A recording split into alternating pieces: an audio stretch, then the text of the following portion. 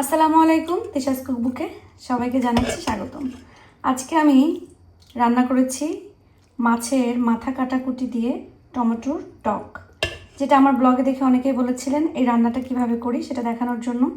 আমি যেভাবে রান্না করি সেটা আপনাদের সাথে শেয়ার করেছি। আপনারা ভিডিওটা দেখবেন, দেখে যদি ভালো মনে হয় তাহলে অবশ্যই কমেন্ট করবেন, আমার ইউটিউব চ্যানেলটা সাবস্ক্রাইব করবেন এবং রান্না করে খেয়ে কমেন্ট করে জানাবেন আপনাদের কেমন লেগেছে।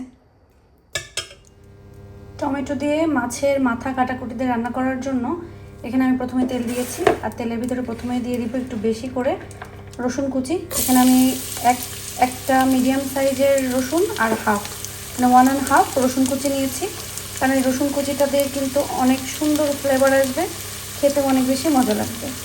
তো এখানে আমি এটা একটু ভেজে নিব ব্রাউন করে।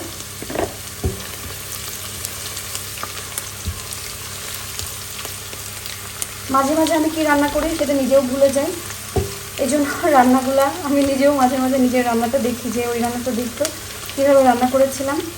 কারণ রান্না কিন্তু আসলে একটা কঠিন জিনিস এবং এটা একটা শিল্প। আমি বলবো যে রান্না আসলে একটা শিল্পের ব্যাপার। এখানে আমি রসুনগুলোকে একটু ব্রাউন করে ভাজি।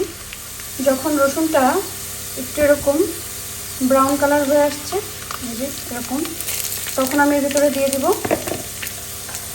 হাফ পেঁয়াজ কুচি।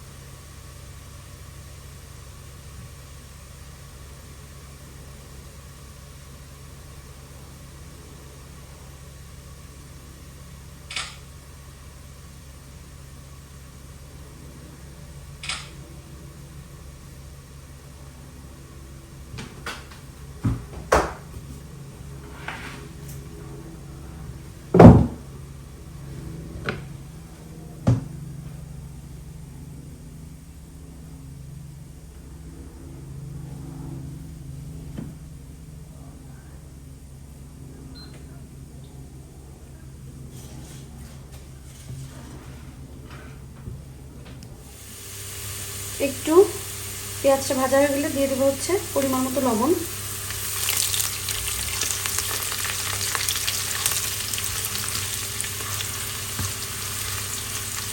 লবণ দিলে যেটা হবে পেঁয়াজ রসুন দুটোই একটু সফট হয়ে আসবে। ভাজা হয়ে গেছে, এরপর আপনি একটু পানি দিয়ে দেবো।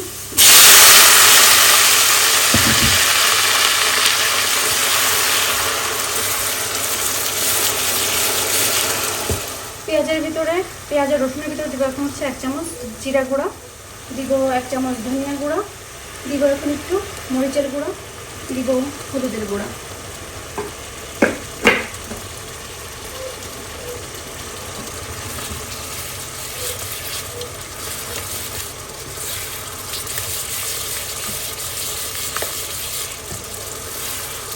মশলাটা একটু কষাই নিল, মশলাটা ভালোভাবে কষা হচ্ছে। এখন দিয়ে দেবো টমেটোগুলো আগে আমি ধুয়ে কেটে রেখেছিলাম। একটা টমেটো 4 ফালি করলেই হবে। আর যদি ছোটো টমেটোতে করেন তাহলে 2 ফালি, আর যদি চেরি টমেটোতে করেন তাহলে একদমই কাটা লাগবে না। চেরি টমেটোটা আস্তেই দিয়ে দিতে পারবেন, আস্ত দিয়ে দিতে পারবেন।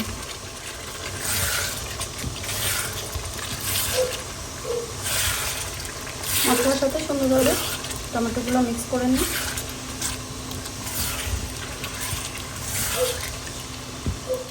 টমেটোর জন্য কিন্তু এখানে আমি মাছের মাথা কাটাকুটি অনেকবার লবণ দিয়ে ভালো করে ধুয়ে তারপরে লবণ মাখায় রেখেছিলাম 10-15 মিনিট, তারপরে ভালো করে ধুয়ে নিয়েছি।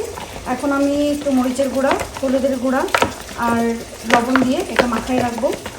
টমেটোটা একটু কষানো হলে তারপরে এটা আমি দেবো।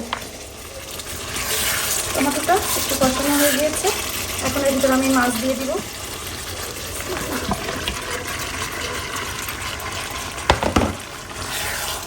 টমেটো আর মাছটা এখন আমি বেশ সময় ধরে কষাই নিব।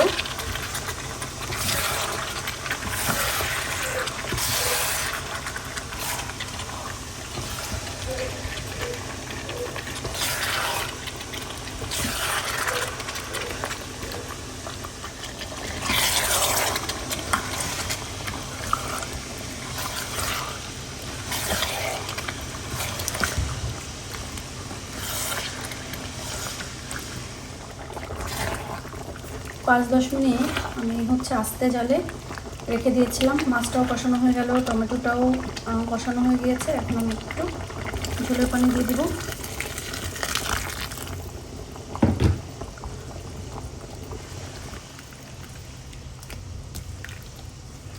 আসলে এই রান্নাটা অনেকভাবে হয়, আমি আমার মতো করে রান্না করি। এখন আমি এটা ঢেকে দিব।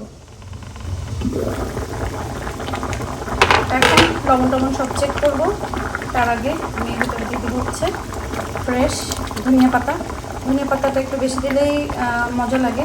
আর দিয়ে দিব কয়েকটা আস্ত কাঁচামরিচ, একটা সুন্দর ফ্লেভার আসার জন্য।